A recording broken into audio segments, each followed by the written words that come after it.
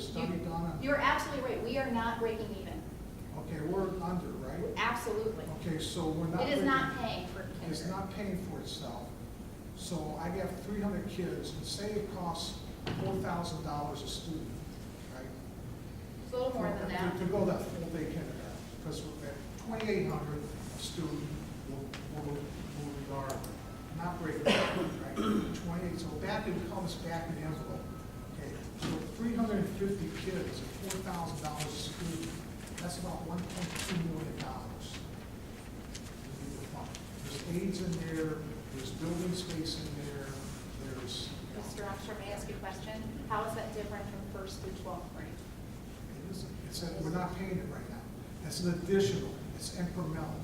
So incrementally, it isn't just $300,000 or $400,000.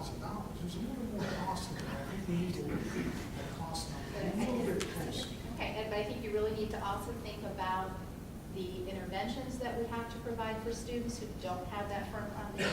Title I, and we have a Title I in that. In fact, what they're saying, and the one study said, more of an indicator, when they did the regression, that more of an indicator was free and reduced lunches on how they're going to perform. Absolutely. And we're at one level of free and reduced lunches. So how many kids in our district get free and reduced lunches? About 20%. Yeah. 26%? About About 20%. 20%. But K-12. So we're looking at about 20%. That's a more, it was a more relevant indicator. Absolutely. And you just made my point. Yeah. My point is, those students who are at a disadvantage because they come from low socioeconomic families can't afford all-day kindergarten. They can't afford that full-day kindergarten. So what I'm proposing, we're now giving them that opportunity. Because right now, you just mentioned it, you're absolutely correct. That gap is greater because of socioeconomic. The ties in with disadvantaged 20% or something like that than the whole district. So they're not, we can't do that. I might be able to say that. Well, I'm concerned about the inequality myself. I really am very concerned about the inequality. Well, You know, it's the haves and have dollar nots. price. For every study that you have, there's another study out there that says by second grade, they've forgotten it. Trust me, I was a teacher. Okay, you may have one who has, the mother worked with them when they were 2 and 3, they were born, when you're talking to them. But I'm telling you, There's a lot more research that has to if go the on. child is lost in 3rd grade, they are lost. They are I lost. agree. I mean, I've been there, done that. And all those kids are falling, I agree 100%. Can you I live think with we that? need- Can you sleep I at night think- with that? I think I we need to can't. look at, if I put a child there that's really stressed out, and now I've turned that child off because all of a sudden I've forced them to go all to kindergarten, because then all they But we're not- can. Well, he has the option to go Let me half. go now. And that's why our parents are the Make a decision. deciders, correct? They are the deciders. They know their child's success. But for every study out there, and the controversy is still there, the controversy is still there. You did put a levy on, we did put a levy on the, I believe, several board members in the school, they put that levy on, and said, if we pass this levy, we will go for all-day kindergarten. We will put, and, there's money in here for all-day kindergarten. I think you heard though from a lot of people here tonight. I did. Yes, Well, I'd like to speak towards it. I had 3 children, and yes, it was a long time ago. But I had 2 that went all day and 1 that went half, and the difference is gigantic. I spent time in the classroom, 2.5 hours, trying to get kids dressed and in and on task, and going is impossible.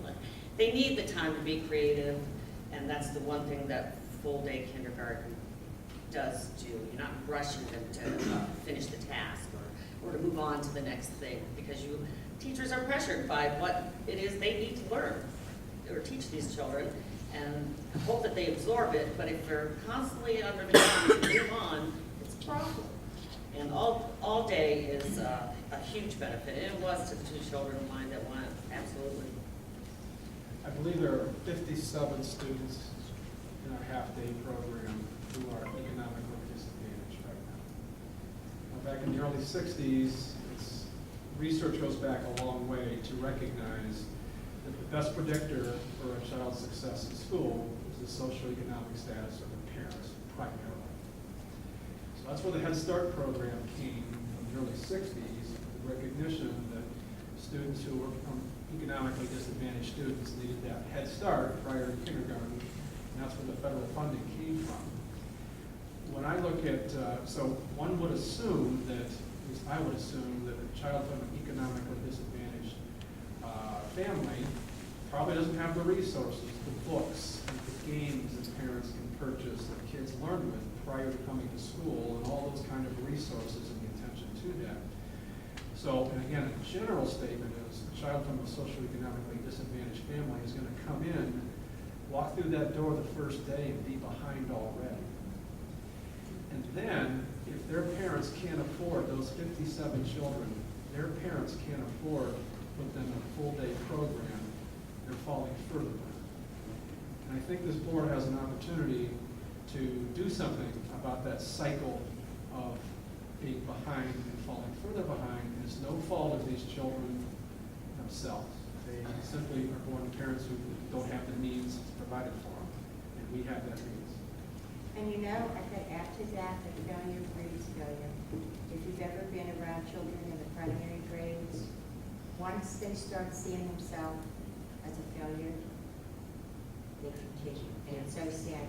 So They can't very, overcome it. yeah, it's very, very sad to watch. And plus the fact that we're talking about money, which I don't like to put money on a child, but we're going to have third grade reading tests. How much is that going to cost us to bring these children, hopefully, up to the point they can read? I mean, you know, that's going to be a trade-off, money there. I don't know what the money would be, I've lost on that, but I just can't stand the thought of a child coming into coming into first grade already failure. It just, I think that was, Dr. McCott was the 3-to-1, and I'm not sure what study he was referencing, the $3 for every one invested based on the interventions necessary to catch them on that. so, I'd like to address, excuse me, I'd like to address another issue. If and when, I'm not talking about the educational aspects of all day, full day, whatever parents decide is fine with them. We have an issue with, and I'm not putting a price on education, but where are we going to get the money to support even more 3 additional teachers? Where are we going to get the money to support the rebuilding of all these buildings that need the safety of your children? Where are we going to get the money to support the open enrollment? If we go to all-day kindergarten and the open enrollment comes in and we get all these students from different areas, where are we going to get the money for the extra staff? I mean, it's an issue. And, I was today at central office and I heard a few parents come in to register their children for kindergarten. And the question was asked, would you prefer all-day kindergarten? Well, yes, I would if I didn't have to pay for it. I'm wondering if these people do not realize if and when we put on a levy for that purpose, yes, they're going to have to pay for it. I can address the open enrollment. When we accept open enrollment children, approximately $5,600 in the state foundation money follows them from their home district, so we get that funding. We also have the ability to limit, set a limit on how many we'll accept based on our space. Right, you're telling me we get $5,600, but you're telling me also in your statistics, it's costing us $8,900 to educate these kids. So where are we ahead? That's an average across the entire. Right, where are we ahead? Well, when you start factoring in, especially special ed students, it's a much different number, and that's why that number rises versus the average. It's a difficult decision to make, but you have to have the dollars to do it. And I'd like to see some statistics that say what it's going to actually cost to implement this program. Teachers, benefits, that sort of thing. It's a good program, but can we afford it? can we not afford it? Well, that's the question, can we not afford it? We're talking about human lives, we're not talking about, it's can we not? Lives, but you're also talking about taking a chance.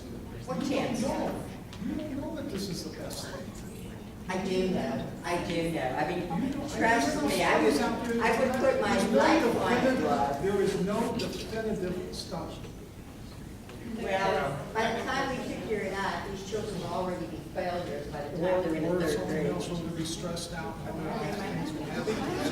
Parents, may I just give you one, you talk about stress, now, let me give you an example. I was a building principal of the kindergarten and first grade building for 6.5 years, and they were in district. I can tell you that that district does pay for all-day kindergarten, they do not charge tuition. 1 year of the 6.5 years that I was there, we did cut back and go back to half day. We saw dramatic changes in the students' academics. But I will tell you, as far as the stressors, in that 6.5 years, we did have some parents who chose half day, and that was fine, and we chose to continue to do that. When we had all day, every day though, I had 4 parents out of our entire building who chose to send their children half day the final year. And basically what happened was by December, they were all day students. It wasn't stressful. I understand what you're saying, but kindergarten is fun. You learn, you play, but the academics that need to go on are very, very important. And none of our children in this district should ever not be able to go just because of their family's finances. And it's of no fault of their families either. It There's just two is. sides to the coin. Well, there are always I'm two only hearing sides, one side. but there are always two sides to the coin in any situation. But I can tell you that the studies that you were talking about, Mr. Armstrong, really do talk about low socioeconomic, not necessarily all day versus half day. We also talk about retention. Correct. Oh, absolutely. But the point is, why should we allow that achievement gap to occur? Like Dr. Jones said, our kids are already behind when they come in if they don't have those opportunities. The number of words that a child needs to see in their first few years of their life is so crucial, and our low socioeconomic families may not have that opportunity. So why would we want to exacerbate and continue that achievement gap? I think it's something we Thanks. You know, I think, you know, we've heard, you're right, Rob, there's very positive of all-day kindergarten, there's gonna be another group out there that has, I think we as a board decide, you go home, think about this, do your own research, and we're gonna have to make a decision soon if we're gonna implement this next fall. And the decision is, do we have, we're gonna find $400,000, we're not gonna cut $400,000 during this budget before we enact this.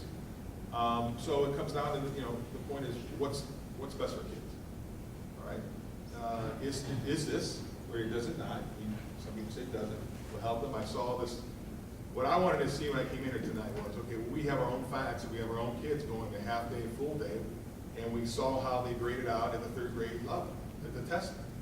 We see that. I mean, we're not using other people's children, this is a school district. Okay, and that's, to me, that's a pretty vivid of what's happening here. And if I'm a young couple, and I'm paying taxes, my kids are 2 years old, 3 years old, 4 years old, and I'm paying all the time, they're not even in school yet. I want the opportunity, at least for me, to make that decision where I want to go full or part-time or half-day. So I think we all got to think about it, and your opinion is your opinion, your vote's your vote. But I think we need to do this in the near future if it's going to happen next fall.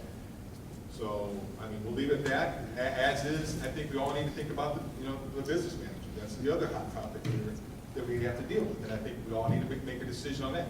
I would really like to see a study done on the cost, you know. I think you get the cost of, find out the true cost, what's going to cost us, and it is. I mean, if it's going to cost us $500,000, that's what the number is. Right. So it's going to hit right against the general funds, $500,000. So does that require us, if we can't find that, to go to levy 5 years down the road instead of 7? Maybe that's still the right thing to do. I think we'd have a little bit more support going to levy 4 years from now, saying it's because we put all day kindergarten in and we're helping kids, young kids, get a good start. I don't know. So we all got to think about it. We got to make a decision, and whatever way you vote, you'll have your reasons why you do it, and so know it. Then we go on. I mean, that's what we have to do. Mrs. Moore, I want to thank you. I know you put a lot of time That'd and be great. effort into that.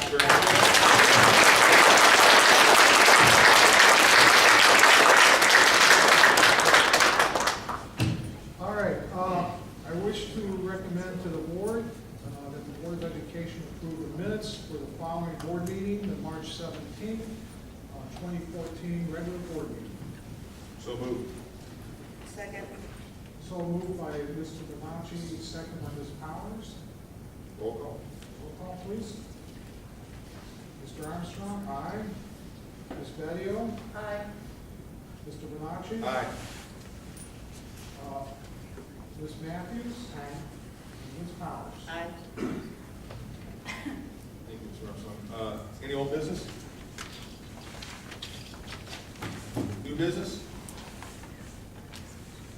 Reasons for executive session. Motion for adjournment. Oh, yeah, go ahead. Got a bit of good news to end the meeting, and the board doesn't even know about this yet, because Mr. Munroe was informed me this afternoon. Some good news about our high school. I think you may recognize the name Jay Matthews from the Washington Post, and he rates the top high schools in the country every year, and it's called America's Most Challenging High Schools. They take the number, basic formula is the number of advanced placement and international baccalaureate tests that students take in that school, divided by the number of students in their graduating class. And they, 1,900 high schools across the country made the list, and Stow Munroe Falls High School came in, the right number, 1,418. So just to appear on that list is a fine, fine honor, but just to put it in a little bit better perspective, in Ohio, there are 612 school districts.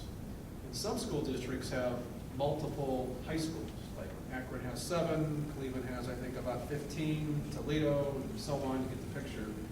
So I'm just gonna, didn't grab all the exact data, but I'm estimating approximately 700 public high schools. That's probably a little bit low. We came out in this America's Most Challenging High School out of 728. And if you do your